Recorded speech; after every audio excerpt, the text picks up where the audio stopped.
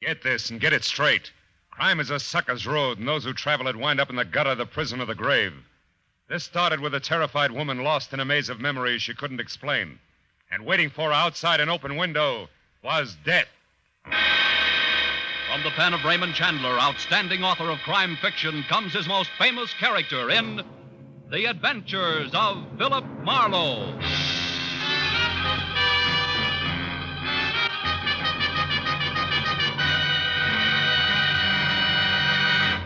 Now, with our star, Gerald Moore, starred as Philip Marlowe, we bring you tonight's exciting story, The Open Window.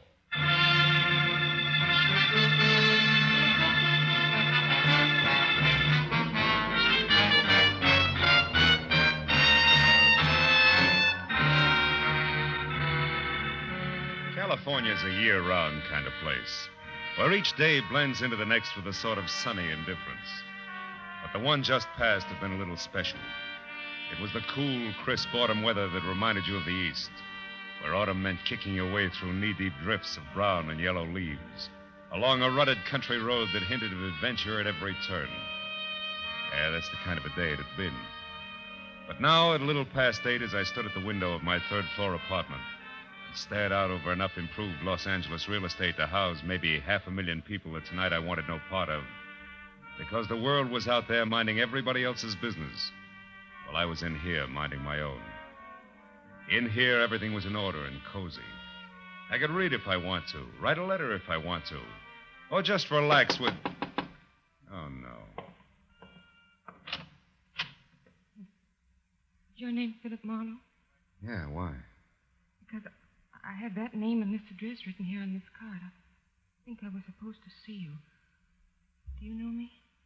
Well, no, frankly, I don't. What were you supposed to see me about? Who are you, Mr. Marlowe? I mean, what sort of business? I'm a private detective.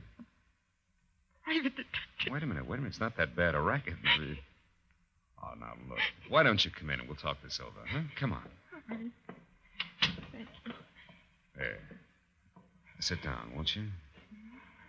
You look like you can use a drink. Do you want one? Oh, no, thank you. I just need to rest a moment. Oh.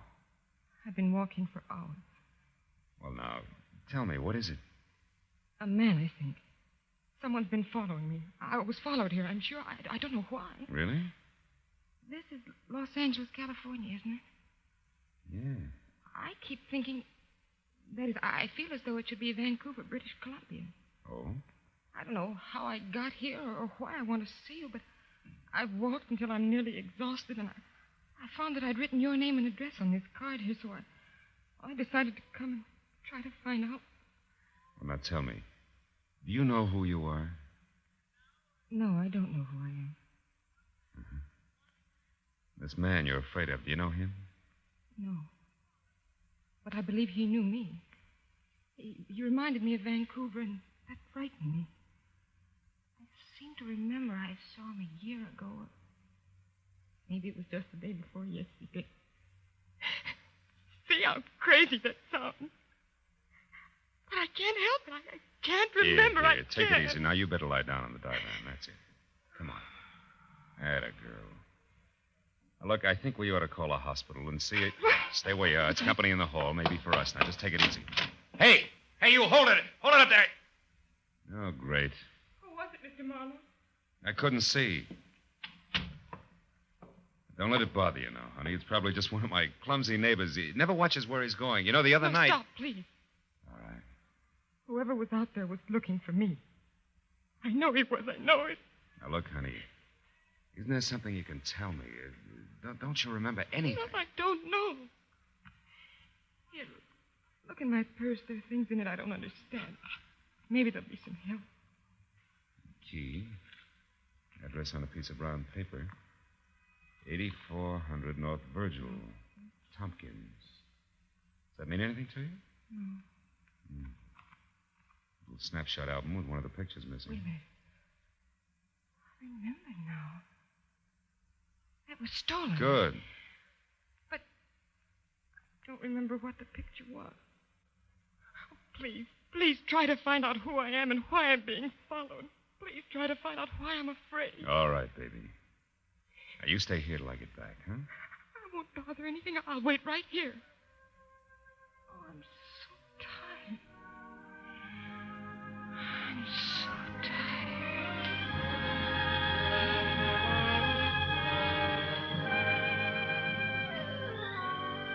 I figured what she needed most was rest, and she was getting that fast, so I dropped the items from her purse into my pocket, snapped the lock on my apartment door, and left. My first stop was the phone downstairs in the lobby, where I found out that the Missing Persons Bureau had no one on file answering her description. My next stop was 8400 North Virgil. A half hour later, I found it. A crumbling stucco rooming house in a welter of knobby hills, huddled with other ramshackle houses that years ago had abandoned any hope of beauty in the face of the leaky, bobbing oil wells that had invaded the neighborhood like a horde of huge, greasy grasshoppers. I walked past one of the creaking monsters in the front yard, then down a grimy hall to a door marked Manager Jacob Philpotts, below which some neighborhood wag had penciled Stinks. Wasn't funny. But neither was Jake Philpotts. Yeah. What is this? Speak up, Sporty. I'm very busy killing a soldier. What's on your mind beside your hat? Okay, comic, I want to see Tompkins. Oh, you want to see Tompkins? That's what I said. Well, you're too late, Sporty. He's gone. Flew the coop. Took the 500 berries and shoved off 2 hours ago. Well, where? Well, for his hometown, I guess. Vancouver. It's way up in Canada. Which is a long walk, Sporty, so you better get started. Bye. Wait a minute, Jake. Huh?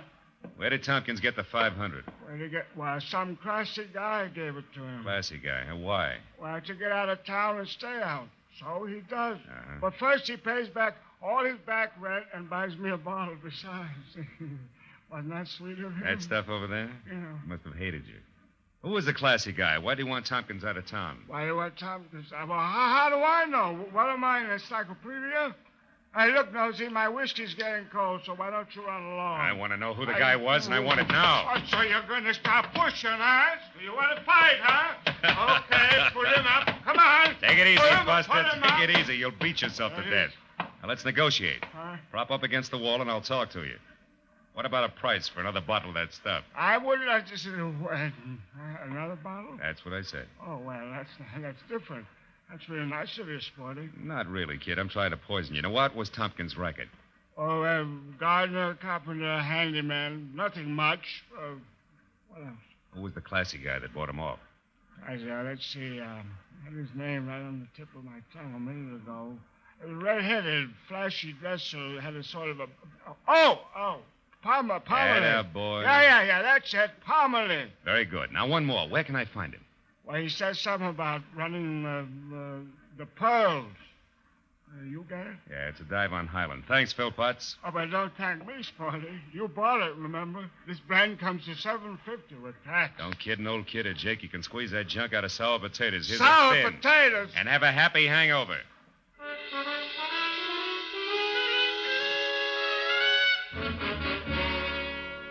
Outside, the smell of the oil well as I passed it was welcome by comparison to Jake, which made it tough to reconcile anything I'd seen at 8400 North Virgil with the girl asleep on the divan in my apartment. As I drove back to Hollywood, then down Highland Avenue, the night was still strangely quiet. Everything seemed to come in whispers. Even the hunch I had that the vanishing Mr. Tompkins had sold out dirt cheap to the boss of the Pearls. Near 3rd Street, I spotted the place, parked a ways beyond it, and walked back. It was one of those dumps that dealt in bad bar whiskey. Second-rate bop and a lot of darkness. I shook off a brace of lost weekenders on my way through. Made it up the stairs to the offices where a block of orange light on the floor and a two-tone conversation told me to stop, look, and listen. Time, baby. Alan, as they say in Missouri. Have to show you, huh? Uh-huh. All right, Norma, I will. You're not easy to get over. I still love you, and I've missed you. So when you dropped me for your stuffy broker friend, I did a little checking up, and I found out plenty. About Cooper? About Cooper Gerard. I don't believe you. Oh, but you should, honey. You see, Norma, it's not about him specifically, but about a woman. A woman who's all wrong, who spells trouble this deep, and I can prove it. I went to work on it tonight, and things are going to be different from now on. Hey, Buddy, Buddy, I wonder if you Get could out of tell here. me Get out where- of here. Go on. Now, wait a minute. All I want to know is I where's said the- beat it, and I meant... Never mind, Buster. It doesn't matter anymore. My presence is now known. Come on in, Junior. You can hear better inside. I doubt it.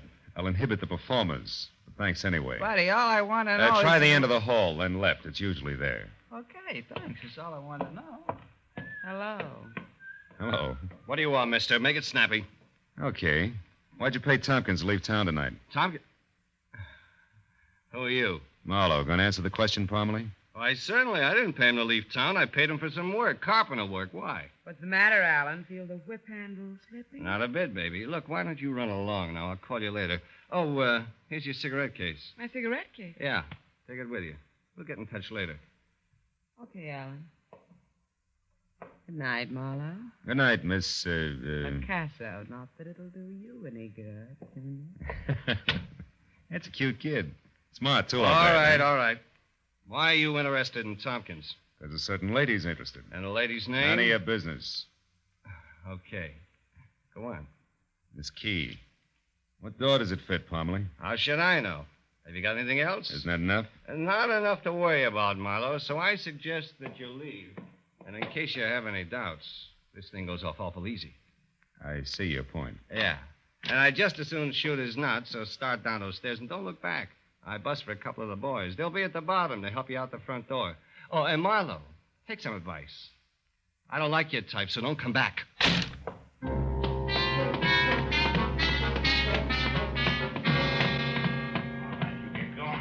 The boys escorted me politely as far as the sidewalk and gave me a send-off that piled me into the gutter. It's my own fault for letting Parmalee get the drop on me, but he was farther ahead of me than I figured. In fact, I was lucky all I got was the bounce. I limped back to my car, got in and started home, but something about the trio of Norma Lacasso, Parmalee, and a broker named Gerard was off-center. And Gerard's connections were too strong to pass up.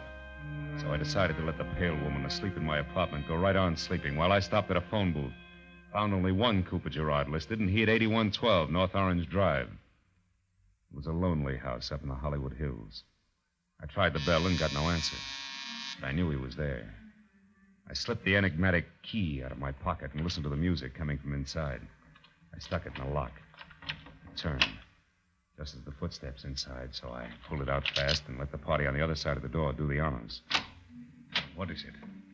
You're Mr. Gerard? Yes, I'm Cooper Gerard. What is it?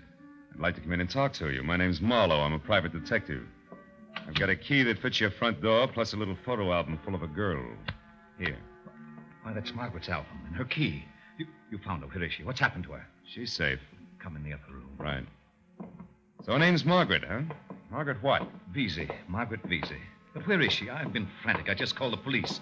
She left the house this morning and didn't come back. It's late now, and in her condition, I'm afraid that What is Margaret's condition, Mr. Gerard? She was injured in an auto accident a year ago last July, up near Vancouver. It affected her mind. Oh, but please, where is she? Just a minute. There are some questions that I'd like answered first. Exactly what is Margaret Vesey to you? Well, until July 9th, 1948, when that horrible accident happened, nothing. Merely a hitchhiker. My wife and I were motoring back from a vacation in Canada. We picked Miss Vesey up on the road. In the accident, Grace, my wife, was killed. Miss Vesey seriously injured.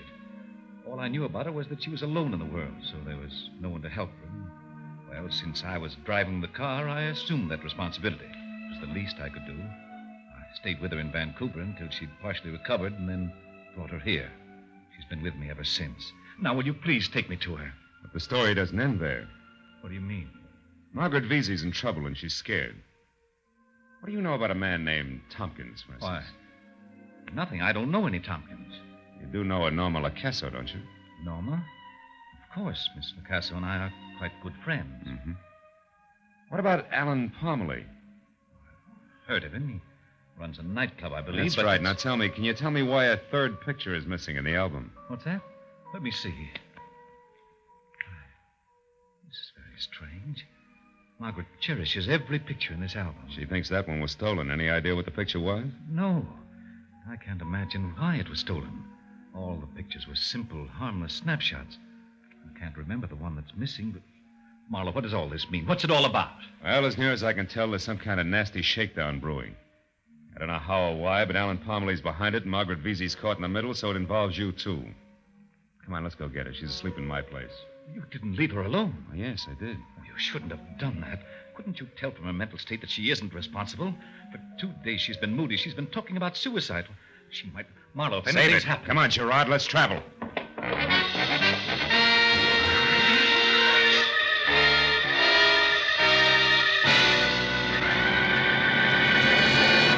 In just a moment, the second act of Philip Marlowe. But first, by the time you've listened to Johnny Dollar, Philip Marlowe, Gangbusters, and Escape and the CBS All-Star Saturday Night lineup, you may be for some sleuthing of your own. So try it with Sing It Again and the Phantom Voice. Don't always let the other guy or gal solve the mystery. Try it yourself with Sing It Again on most of these same CBS stations every Saturday night.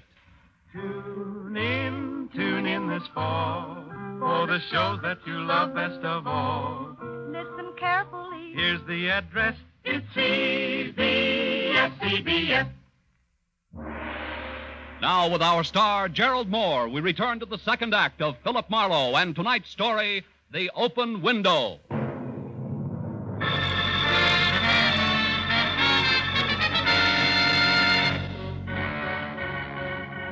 It took 10 minutes to get from Gerard's house to my place. I knew because he reminded me of each one as it passed. But when we turned onto Franklin where we could see my apartment house, the word hurry stuck in his throat. An ambulance was pulling away from a tight knot of people standing on the concrete driveway beside the building. And 3 floors above them, glowing like a single ugly, unblinking eye, was the window of my own apartment wide open. Even before I could stop the car, Gerard was out and running toward the crowd. Who was in that ambulance? Some woman, mister. It was terrible. She fell out of that open window up there. Did you see it? No, nobody saw it happen. Yeah, In it's fact, bad, brother. They say she'd been laying here on the concrete for at least a half hour before anybody got to her. It's been so quiet around here tonight. I'm Wait, surprised that... tell me, was she dead? Just about. They don't give her a chance. Come on, Gerard, let's go upstairs. The police are up there now. They're trying to find out.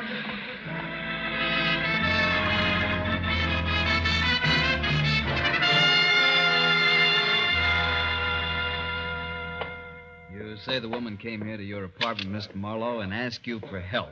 Is that right? That's right, officer. She was frightened and exhausted.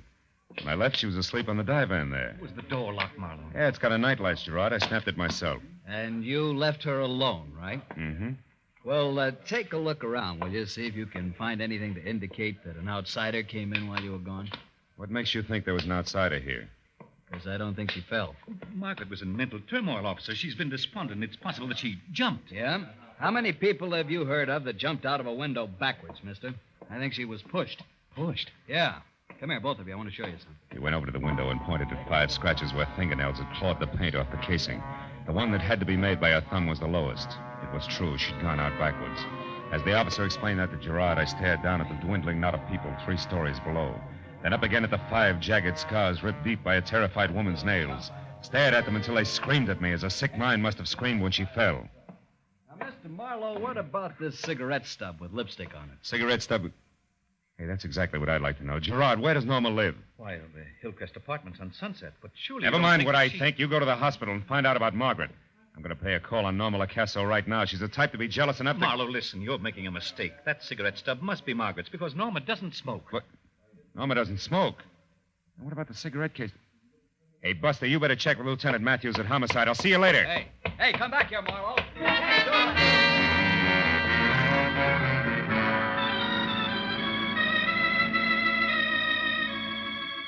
The Hillcrest Apartments fit Norma Lacasso to a T. They were sleek, soft tones of burnished wood, streamlined in glass, and just enough chrome around for glitter. And when she answered a door in glossy green, lounging pajamas edged in gold, smiled and tossed a head of hair that was almost burgundy back from her face, I knew what Alan Parmalee meant. Loving Norma Lacasso would be hard to get over. Hello, Junior. Don't tell me you're joining the league, too. It's fast, you know. Skip it, baby. I'm coming in. Do you mind? Would it do any good? Mm-mm. Get comfortable. I'll mix you a drink or something. Hey, Norma, you know Margaret Vesey, don't you? That peculiar girl that stays at Gerard's place? Yeah, I met her once. A little while ago, she dropped 3 floors from an open window to a slab of concrete. Oh. Lay there over 30 minutes before she was found. Oh, Marlowe, that's dreadful. I'm sorry. Don't look at me like that. I mean it. I like Margaret. So do I. What's more, she didn't fall. She was pushed. Oh. Got a cigarette? Sure. Here. Catch. Thanks. Oh, just one cigarette toss like that? Your manners are lousy. You're supposed to pass the case and let the guest help himself. Marlowe, you're hurting me. And I'm going to keep right on twisting until that solid gold cigarette case drops. That's what I adore about men. They're full strength. That's better. Rilla. All right, to help yourself. The picture's there under the bottom layer of cigarettes. But why it's important is beyond me. It's important to Parmalee, baby. He had you smuggled out of his office so I couldn't find it. Ah. Margaret and Gerard at some little amusement park. Huh? Mm-hmm. They're Vancouver, probably. told me how he used to take her out while she was recovering from that accident. So what? Even the autographs ought to make no sense to me. Here, this one's hers. Yeah, we had fun this day. This must be his, even the hottest day in Vancouver's history. Now, that's it, Marlowe's all of it. Now, will you apologize for these welts on my arm? I don't get it. The whole deal's screwy. The only way it would make any sense is if... Norma, where's your phone book? Over there under the phone. Mm-hmm. Why? What have you got, Marlowe? Just an idea so far. Stick around. Let's see, U.S. government. War assets, Weather Bureau. Climatological records, yeah. Mutual 64421.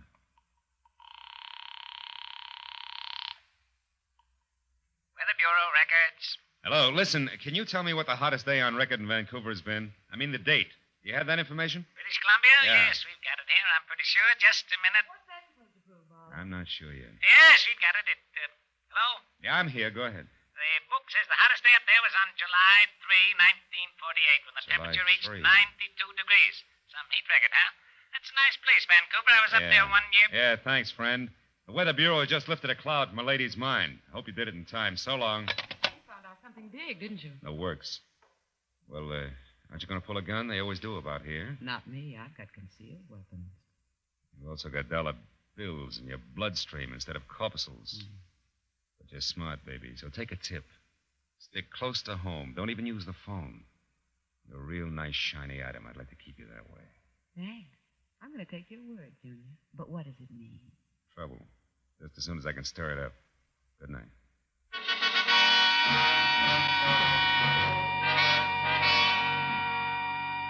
From Norma's and the time that had gone by, I figured my best bet was Gerard's place, but I was wrong. It was deserted, so I took the next best, which was Alan Parmley's The Pearls. It was well after 2 o'clock when I got there, and the club was closed, but the lights were on in the offices upstairs. I parked, slipped around to the back and up a flight of iron stairs to a metal door at the top. I pressed my weight against it and very gently turned the knob, then tugged softly, and it swung open without a sound. Voices in the same square of orange light on the floor said that Parmley's office was open again. So I eased my gun into my hand and moved until I could see him. A pair of jackals coming to terms over Since the I know carcass of your a little fawn. secret, Mr. Gerard, the proposition I'm offering you is perfectly fair. What is it? First, that you stop seeing Norma Lacasso. And I mean stop. Go on. Second, that you deliver $5,000 here to me by the end of the week. You must have got a lot of insurance on your wife, Gerard. Double indemnity, too. Am I asking too much? Blackmail leaves me no alternative. You're so right. How did you find out that she's not Margaret Vesey? Ha ha! A beautiful break. When you started seeing Miss Lacasa, I began checking up on you, and 2 days ago, that checking up led me to the strange woman you called Margaret Vesey and a character named Tompkins. Ever hear of him? No. An itinerant gardener was looking for work at your place. Also, Gerard, an itinerant gardener who knew your Margaret Vesey, who knew her as someone named Grace. And Grace Gerard, lest we forget, was your wife. When he called her Grace, it scared her. She couldn't do it, but I could. So I see. Where is this Tompkins now, Parmley? Oh, don't worry about him. I sent him away. He'll keep his mouth shut. He used to be a gardener on the wealthy side of Vancouver where your wife lived. Small world, eh? A very small world. Oh, now, wait a minute, Gerard. I'm going to kill you, Parmley. I knew something like this would happen someday. My wife was getting her memory back. She was beginning to remember things, to realize that she wasn't really Margaret Vesey at all, that Margaret Vesey had died in the accident. And tonight, I pushed her out of an open window. The doctors practically assure me that she'll be dead by morning. She won't be missed, and neither will you, I'm sure. Next one's for your belly, Gerard, if you move 1 inch. You, Parmley, come around here. Wait me a desk. Come on. This time I'm glad to see you, Marlowe. You're the lesser of two evils. That's great. Well, it was a sweet story, fellas. Between you left out only one thing, the picture. You got it from the little album because you needed some tangible proof, didn't you, Parmley? And it cinched the deal because the accident happened on the 9th of July. But Gerard here had his picture taken with a supposed hitchhiker on Vancouver's hottest day, which was July 3rd. 6 days before he claims to have met the girl. Picture? How'd you manage the master stroke, Gerard? The switch in identities in the first place. Come on, talk! What are you? It was a mistake. Both Miss Vesey and my wife were in the car at the time of the accident. The car burned. Then, somehow or other, later at the hospital, Margaret Vesey, who died, was identified as my wife, Grace. And since her memory was gone, you made the switch complete and called your wife Margaret Vesey and left it like that. You know, Gerard, I hope you make a break for it. Just once before we get to headquarters. Let's go. You too, Parmley, move. All right, but you'll have a hard time sticking me, Snoop. I haven't done anything. Oh, yes, you have. Attempted extortion, and as of right now, you just incited a riot.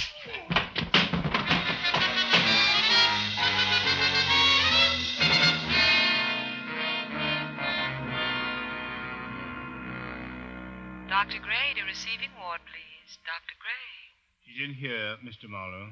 Sure it's all right if I see her now, Doctor? After what you've just told me, I think it's a good idea. Her condition has changed somewhat. She's responded better than I expected, but she can use some fighting spirits and spunk. Maybe you can give her that. We can't. I hope so. And don't stay too long, that's all. Hello, Grace. I'm Philip Marlowe, remember me? What? Yes, I think I do, Mr. Marlowe. Glad to see you. Oh, good. I just stopped by to tell you that I have all the answers to those troublesome questions in your mind. You don't have to be afraid of them anymore. We got nothing to worry about now except getting well. Thank you.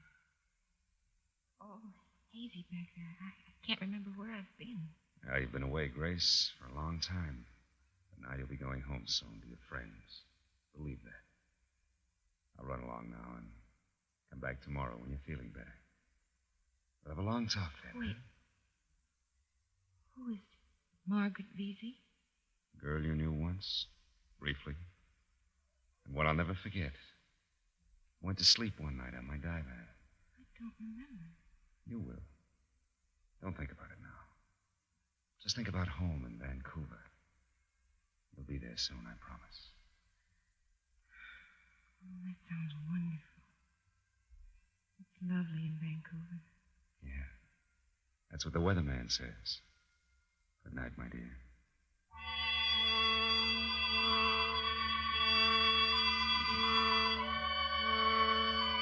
When I finally got home, the air in my apartment was thick, full of stagnant fear and stale tobacco smoke.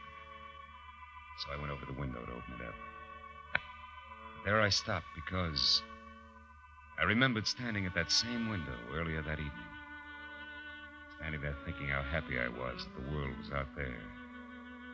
And how happy I was to be inside, looking out. And then I saw again the 5 deep scratches on the casing. Inside looking out, huh? There was a guy once, a long time ago, who said something like, "No man is an island entire of itself." Yeah, about 300 years ago he said that. Any man's death diminishes me because I'm involved in mankind.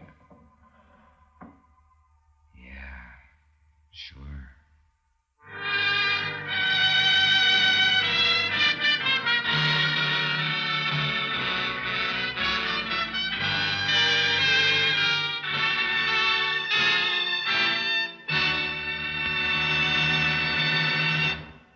The Adventures of Philip Marlowe, bringing you Raymond Chandler's most famous character, star Gerald Moore, and are produced and directed by Norman McDonald. Script is by Robert Mitchell and Gene Levitt. Featured in the cast were Betty Lou Gerson, Ed Begley, Lillian Baeff, Paul Dubov, Jay Novello, and Harry Bartell. The special music is composed and conducted by Richard Orant. Be sure and be with us next week when Philip Marlowe says... This time it was a wrestler on the skids, a quick change artist in an alley, and a girl with an eye for angles. All met destruction because 100,000 easy bucks caught them in a stranglehold, which none of them wanted to break.